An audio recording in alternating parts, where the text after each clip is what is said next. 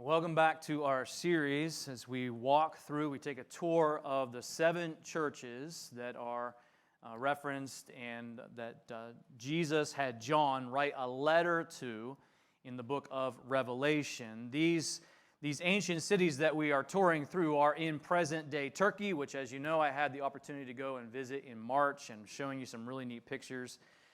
But it's important to remember that these were real churches. These were real people, real followers of Christ who faced real problems.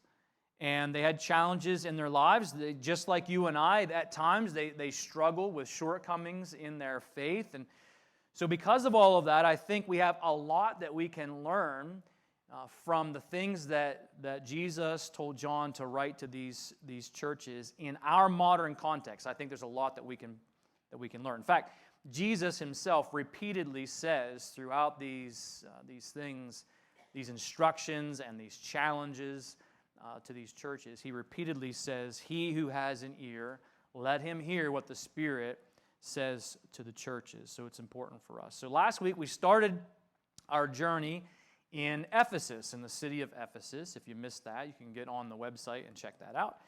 Today, we are visiting the city of Smyrna. Now, I have 3 different slides with pictures. What's interesting about these ancient ruins, they're in the middle of the city. They changed the name of the city back in 1930 to Izmir. So if you look it up on a map, you're looking for Izmir. But right in the middle of the city are the ancient ruins, some of them, of Smyrna. And the bulk or the majority of the ruins are under the modern city. So to get to most of it, you'd have to rip people's houses up and buildings, and they don't really want to do that. But there are some things that are visible, and a lot of it is gated off. We were there, I think it was on a Sunday morning, and so we didn't get into the grounds. So some of these pictures are kind of from behind a gate. But what you can see is an agora, a mall. You can see some of the gates. Go to the next slide. I put 3 slides together. This is the modern city. There's Pastor Brant Lighty being silly in one of our walks. But you can see it in the background. That's the city. It's a modern, beautiful modern city. And underneath it is this ancient city of Smyrna. Go one more slide there, because I think you can see some of the gates that are preserved. And from what we understand from those who study this stuff, they believe that Smyrna was actually even more beautiful than Ephesus was in its day. One of the things that they are working on, they're scheduled to excavate a theater, which would be pretty amazing if they get that done. It's an incredible city. And this picture is pretty cool because the city itself was originally a Greek city. And it goes back to the time of Alexander the Great, restored this city. And even to this day, you can see the natural harbor there. That was a view from our hotel. The harbor's there. It's beautiful. But up in the top of that hill where that flag is on this picture, there is a wall. There's still a remaining wall from the castle that Alexander the Great built. Think about that. That goes all the way back into a lot of centuries of history at the top of that hill, at this castle that overlooked, on top of the mountain, overlooked the city. So it's a really cool city. It's a beautiful city with a lot of really neat history. There is a book that was just released by Admiral James Stavridis. It's called To Risk It All. And the book itself, he is a retired Navy admiral, and it's about these stories about those who were in battle, who risked it all. They made hard decisions in real time during times of extreme pressure and conflict and risk. The reason I bring up this book is because his grandfather, the author of this book, his grandfather was from Smyrna, from Izmir. Back in the 1920s, his grandfather actually had to flee persecution from Turkey, from Izmir, and his uncle didn't make it. His uncle was killed.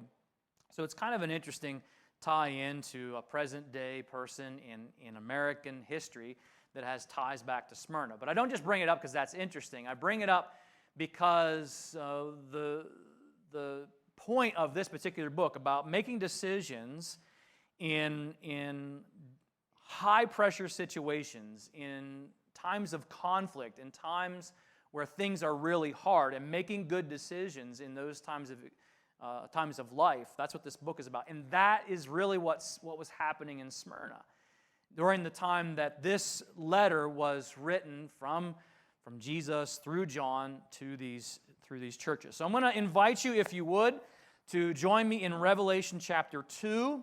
We're going to start in verse 8, and then we'll read down to verse 11. Verse 8 of Revelation chapter 2.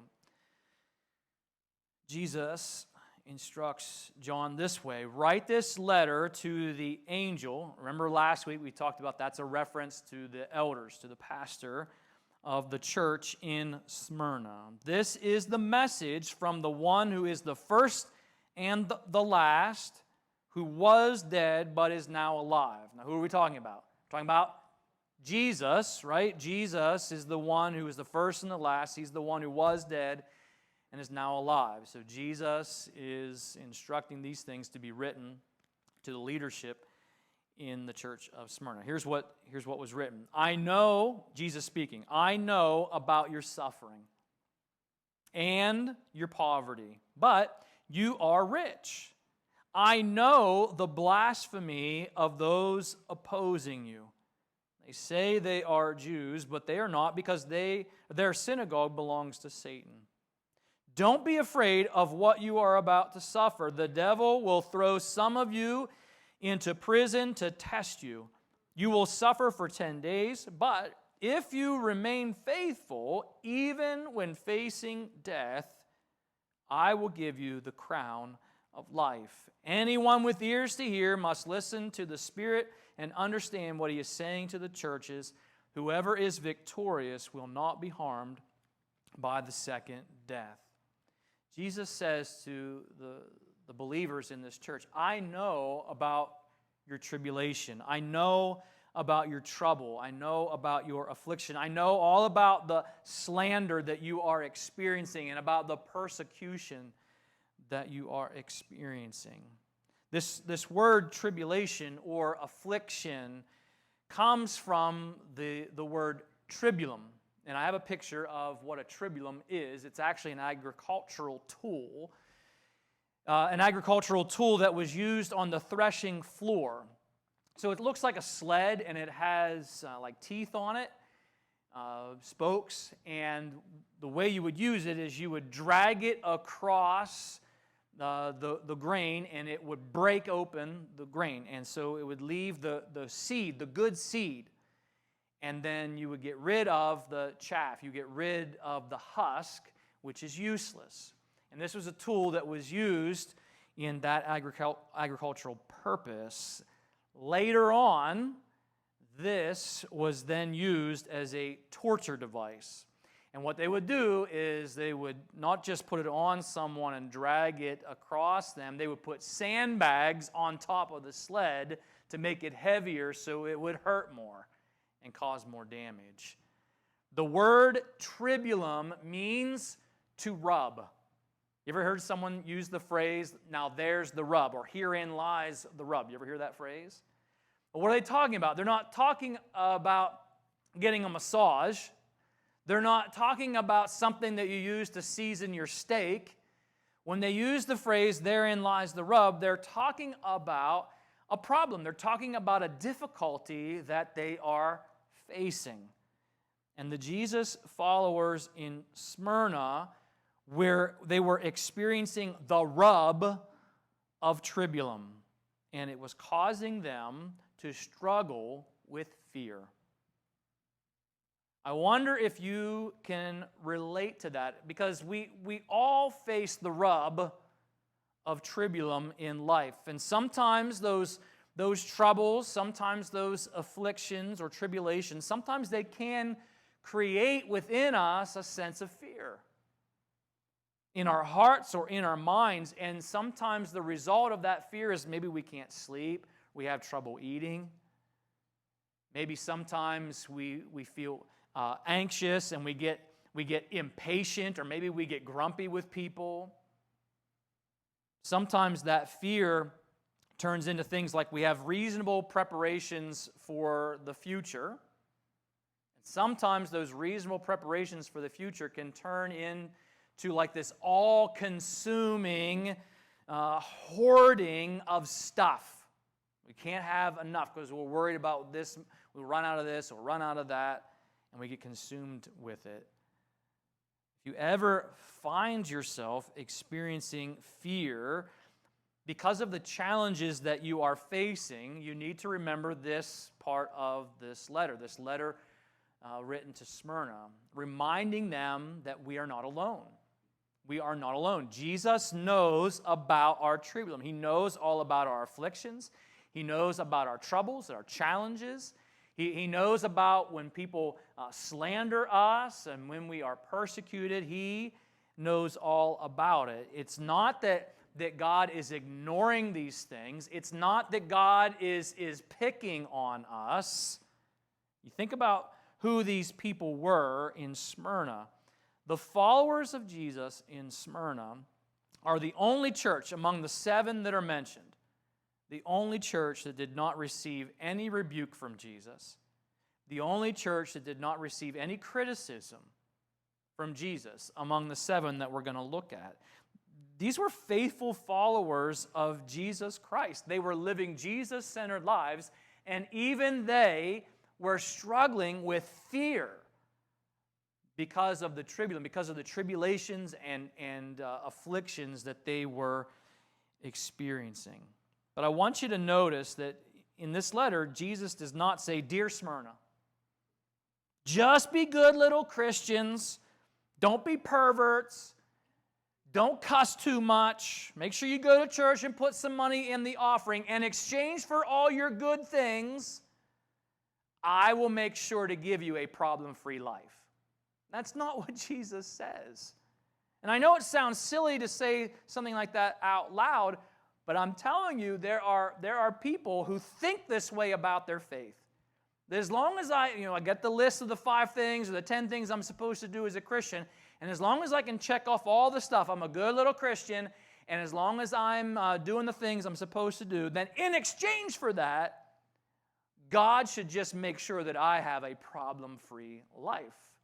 And that's not what Scripture teaches us, but there are people who think that way about their faith. And when it doesn't happen, what happens? They get angry with God, or they perhaps will pull back and say, "Well, why bother?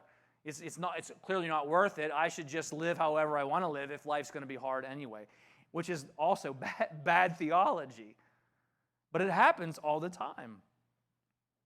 Jesus gave these believers, he didn't give them a promise of a problem-free life. Instead, he gave them a challenge. He gave them some encouragement as they struggled with their fear of tribulum. Here's what he said. He said, "Don't be afraid, be faithful."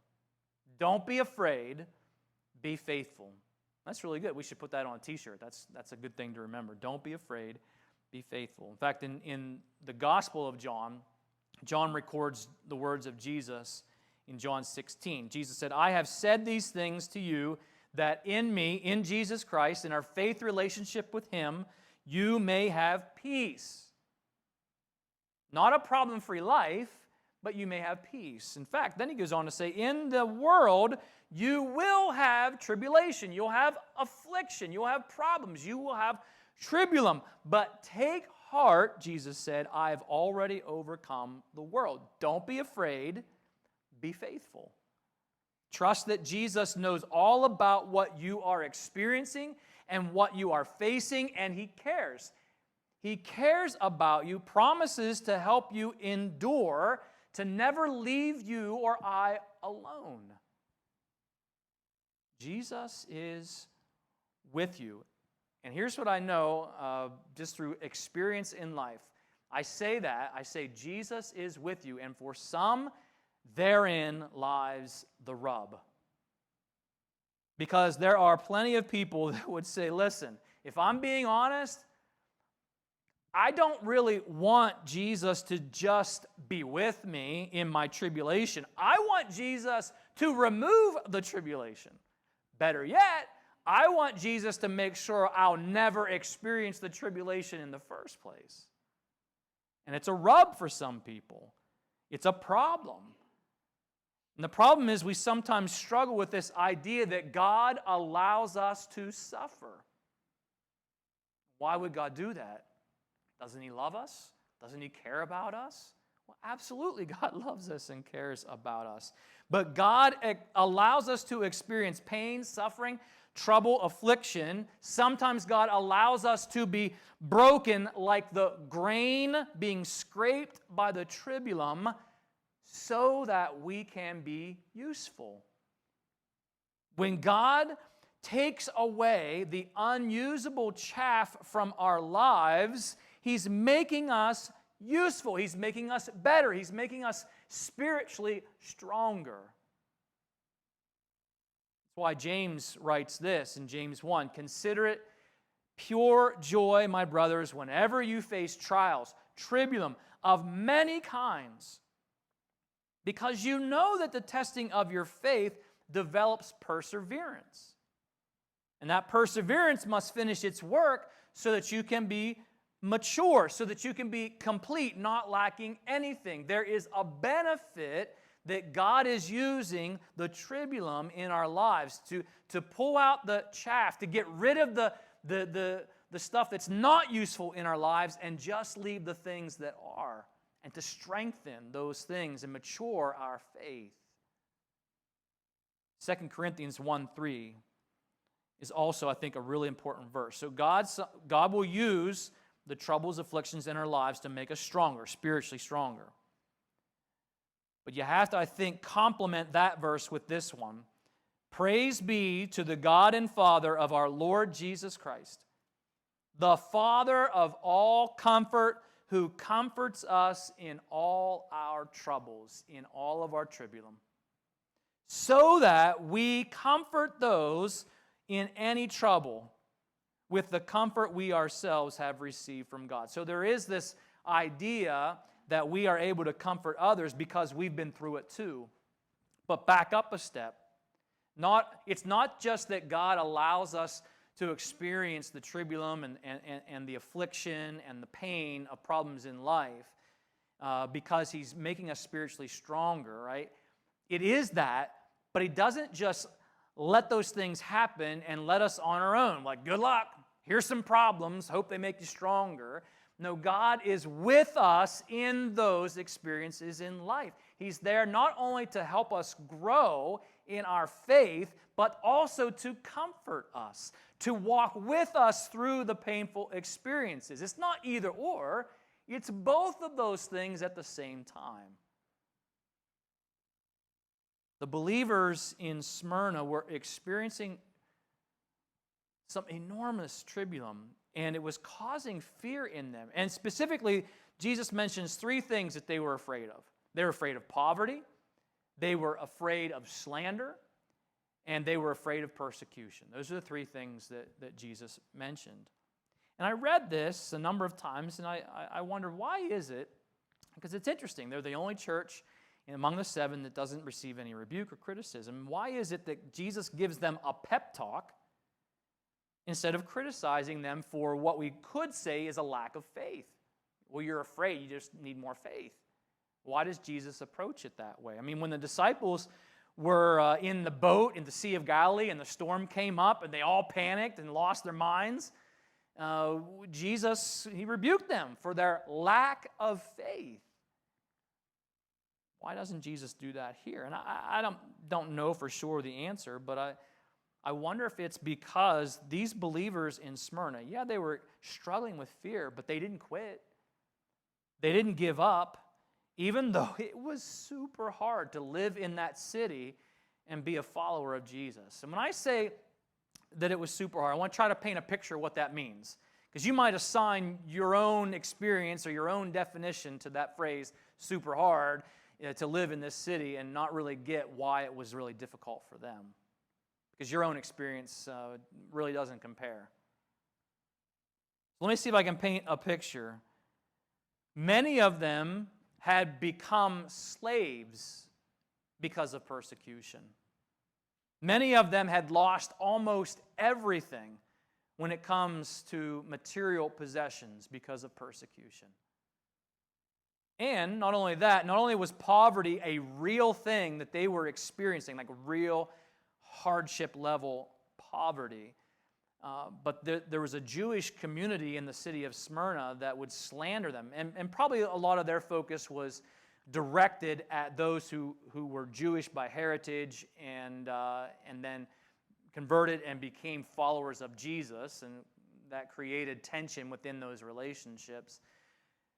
But it's interesting that Jesus is talking about blasphemy, or you might have the word slander in your version of the Bible. But this Jewish community in the city was, like if you had Twitter back then, if Twitter existed, this group of Jews would have been on it all the time, just bashing Christians. And that was hard. It's hard to be slandered. It's hard when people are saying things about you that aren't true. And this is happening, maybe not to this level, but it's happening now in our experience in modern America. There are people that, because we believe certain things that God has revealed in His Word, certain biblical standards that we live by, there are names that we are called that aren't nice and that really aren't true of us as Christians. And sometimes that can be hard. So you have poverty, you have slander, and persecution was a real thing. Last week I told you about emperor worship that was really, really important to the Romans. Here's why. They wanted the emperor to be happy with their city. Because if you keep the emperor happy with your city, then the financial resources keep flowing into your city. So there was a big benefit to making sure that the emperor was happy. So to have people in your city that are not participating in the pinch of incense into the altar and refusing to say that Caesar is Lord, that's a problem. Because that could give the city a bad name, that could make the emperor upset, and then cut off financial resources. And so there were punishments for that. And some of them maybe were minor punishments. You know, this phrase, 10 days of prison, implies a short time of hardship, a short time of struggle. Or you also notice it says, Jesus said, even to the point of death. So anything from a short hardship to the point of death. There was a wide variety of things that could happen when it came to persecution. One of the most famous examples connected to Smyrna is a man by the name of Polycarp. Polycarp was a disciple of John, right? John writes the Gospel of John. Jesus has him write the Revelation. He has a disciple named Polycarp who was an elder or a bishop in Smyrna, in the church in Smyrna. And he was burned alive at the age of 86. Now imagine that.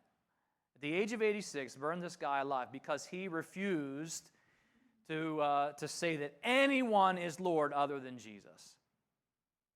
Persecution was a real thing in this city, and sometimes the consequences of that persecution were very, very severe. So I don't know for sure why it is that Jesus takes the approach that he does in how he communicates to the people of Smyrna.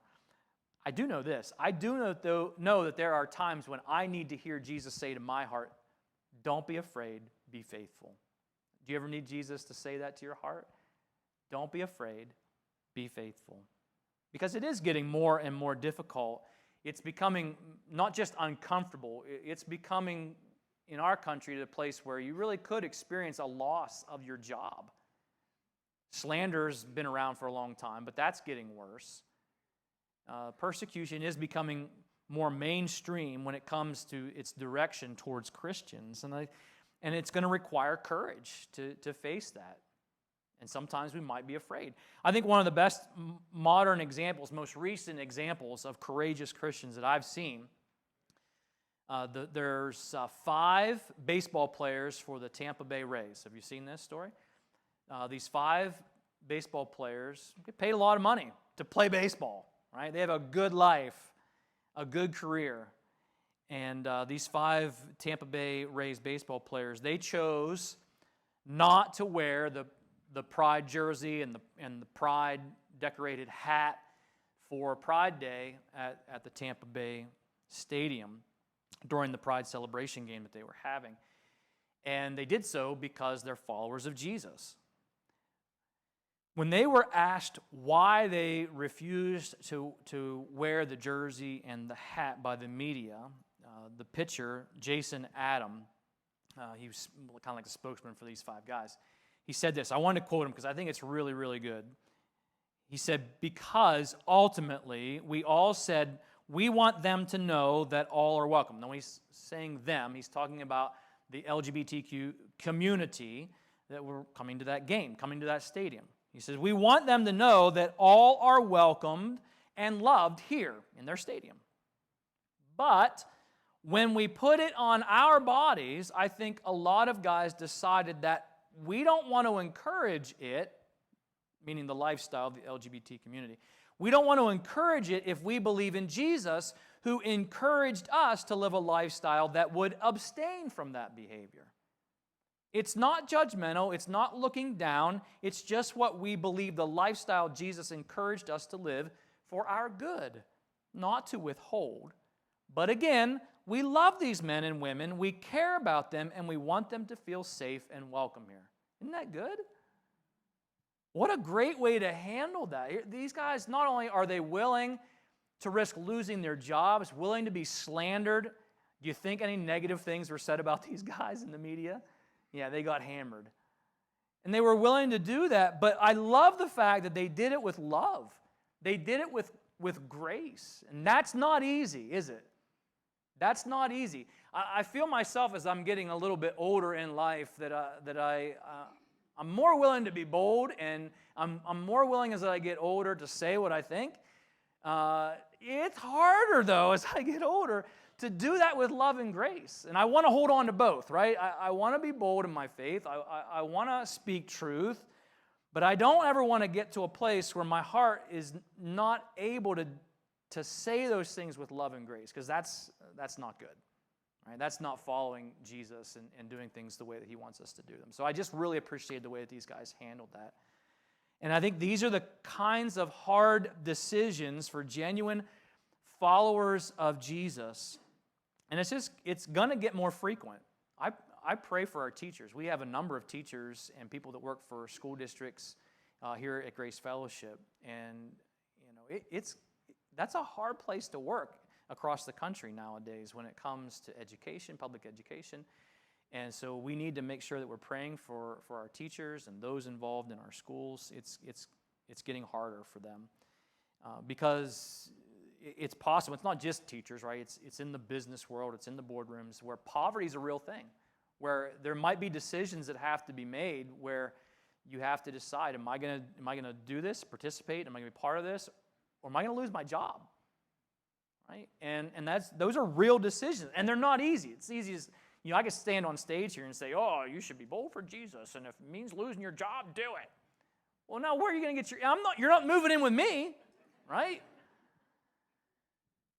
So I get that those are real things, and they're not easy, and I don't mean to say that they are, but there may come a point in time when we have to make hard choices like that, slander, persecution because of your faith. But I love that Jesus says if those things do happen, if you have to make hard choices and it results in a loss of a job, it results in loss of relationship, loss of favor, Jesus says, remember that you are rich in other ways. And this gets repeated throughout the New Testament. Ephesians 1, 7 and 8, in him we have redemption through his blood. We have forgiveness of sins in accordance with the riches of God's grace that he lavished on us with all wisdom and understanding. Is there tremendous value in being forgiven of our sin? Yeah. Is there tremendous value in knowing that you have received the grace of God? There absolutely is. And that can't be taken away from us. Ephesians 2, 7, in order that in the coming ages he might show the incomparable riches of God's grace expressed in his kindness to us in Christ Jesus. There's value in the kindness of Jesus. There's another one in 1 Peter that reminds us about our salvation. There's great value in just knowing about our salvation. Praise be to the God and Father of our Lord Jesus Christ. In His great mercy, He has given us new birth into a living hope through the resurrection of Jesus Christ from the dead, and into an inheritance that can never perish, spoil, or fade. It's kept for us in heaven. There's great value in knowing that this world is not forever, that we have this inheritance waiting for us. But even knowing that, even in the present, like, yes, we need to keep our focus on the eternal and not on the temporary when we face these kind of things, to look beyond what we're experiencing now and look to the future of our inheritance in heaven. But there's also this wonderful promise in Philippians about the now, about the present. And it's this, Philippians 4:19. If you don't know this verse, write the reference down, hold on to it. It's a really great promise. Philippians 4:19, and my God will meet all your needs according to His glorious riches in Christ Jesus. Isn't that a wonderful promise? That God will meet all of your needs. So even if we experience poverty, slander, persecution, we are rich because we have these promises from Jesus. So if we experience fear because of poverty, slander, persecution, Jesus is offering the solution to that fear. Don't be afraid. Be faithful. Be faithful. In fact, Jesus gives two promises here at the end of that section to help us live out that credo. If that's the credo of our lives, don't be afraid, be faithful. There's two promises that help us when we face tribulum. Number one, believers will receive a crown of life after they suffer. And it does feel like we are hurtling towards the bottom of the barrel of society right now as far as the way that we are viewed in our culture. You may have noticed, especially since the leak of the Roe versus Wade decision, it looks like it's going to overturn Roe v. Wade. When that came out, you may have noticed, and if you haven't yet, pay attention, you may have noticed there's a phrase that has begun to be repeated over and over again among the media. It's this phrase about the danger of white Christian nationalists or evangelical nationalists. Who are they talking about? Me, you. That's who they're referencing. And they're not applauding us.